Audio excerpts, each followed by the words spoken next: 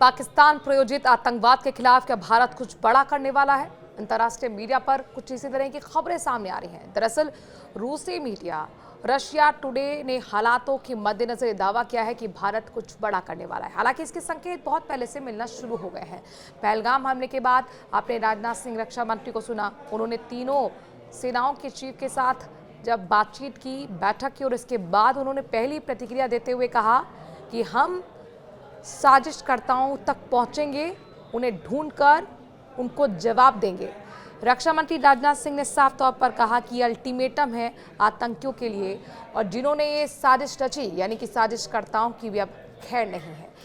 रक्षा मंत्री राजनाथ सिंह के बाद एक बयान और संकेत मिलता है। प्रधानमंत्री नरेंद्र मोदी का बयान अगर आप सुनते हैं, इंग्लिश में उन्होंने स्टेटमेंट दिया है और इंग्लिश में स्टेटमेंट देने के मायने ये हैं कि वो पूरी दुनिया को एक मैसेज देना चाहते हैं। बिहार के मधुबनी में जब आप पहुंचे तो यहाँ पर प्रधानमंत्री नरेंद्र मोदी ने साफ तौर पर कहा कि मैं दुनिया को बताना चाहता हूँ कि साजिशकर्ताओं ने जो कल्पना भी नहीं की होगी उससे परे उनका अंजाम होगा। उन्होंने कहा आइडेंटिफाई, ट्रेस एंड पनिशमेंट। साथ ही उन्होंने साफ तौर पर कह दिया कि अगर धरती के किसी कोने में भी साजिशकर्ता बैठे हैं, आतंकी बैठे हैं, तो भारत उनको ढूंढ निकालेगा और उनको उन्हीं की भाषा में जवाब देगा। ये दो बयान बहुत महत्वपूर्ण संकेत दे रहे हैं और ये संकेत आईएनएस सूरज से भी मिले, जहां पर मिसाइल की टेस्टिंग की गई। यहाँ कूटनीतिक प्रहार लगातार आप कल से देख रहे हैं। जब सीसीएस की बैठक हुई थी, बड़ा फैसला लिया गया सिंधु जल समझौते को स्थगित करने का, उस पर रोक लगाने का। कूटनीतिक प्रहार तो हो ही रहे हैं, जिसमें आपने देखा कि जो पाकिस्तानी नागरिक हैं उनको कह दिया गया है कि आप यहाँ से जाएं। उनके लिए डेडलाइन तय कर दी गई है 27 अप्रैल। जो मेडिकल वीज़ा पर आए हैं उनसे भी कह दिया गया है कि आपके लिए 2 दिन और एक्सटेंड कर दिया गया, 29 अप्रैल तक आपको जाना है, यानी कि वीज़ा अब यहाँ पर रद्द कर दिया गया है पाकिस्तान का। विदेशी राजनयिकों के साथ आज मीटिंग हुई थी, जिसमें रूस के अलग अलग देशों के जो विदेशी राजनयिक थे, साउथ ब्लॉक में मीटिंग विदेश मंत्रालय की तरफ से हुई और जो पाकिस्तान प्रायोजित आतंकवाद है उसके बारे में ब्रीफिंग दी गई।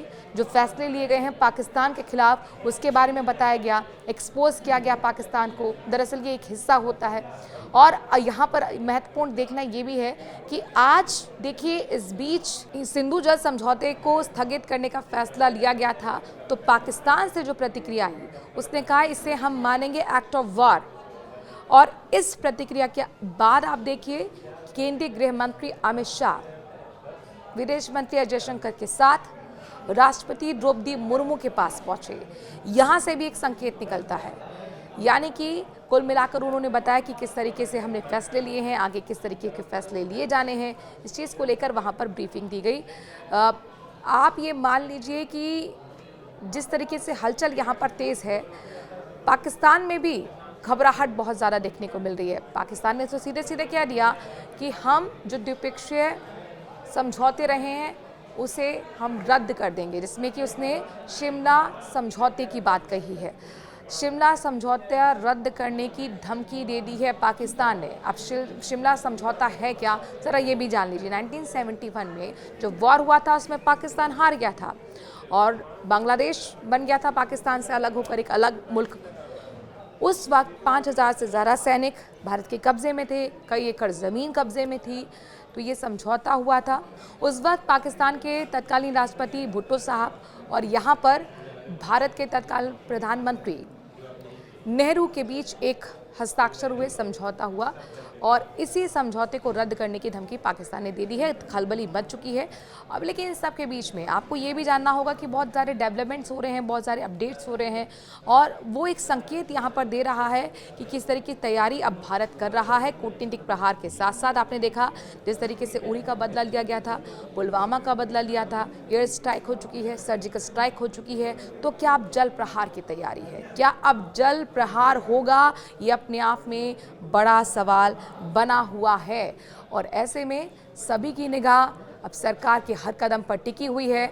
अभी कुछ देर पहले ही मीटिंग खत्म हुई है, सर्वदलीय बैठक, जिसमें खड़गे भी मौजूद थे, राहुल गांधी भी मौजूद थे।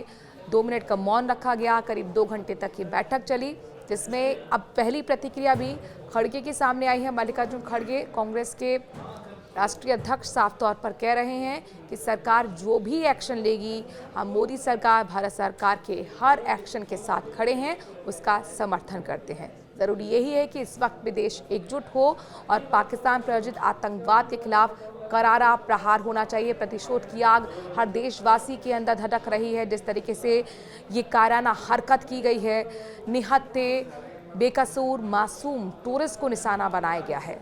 आप इस पूरी स्टोरी को लेकर क्या कुछ सोचते हैं? कमेंट के जरिए जरूर बताइए। किस तरीके से यहाँ पर बदला और इंतकाम लिया जाना है, पाकिस्तान के खिलाफ सबक होना चाहिए। आप कमेंट के जरिए अपनी राय जरूर दें और हर एक अपडेट के लिए देखते रहिए न्यूज़ 18। नमस्कार।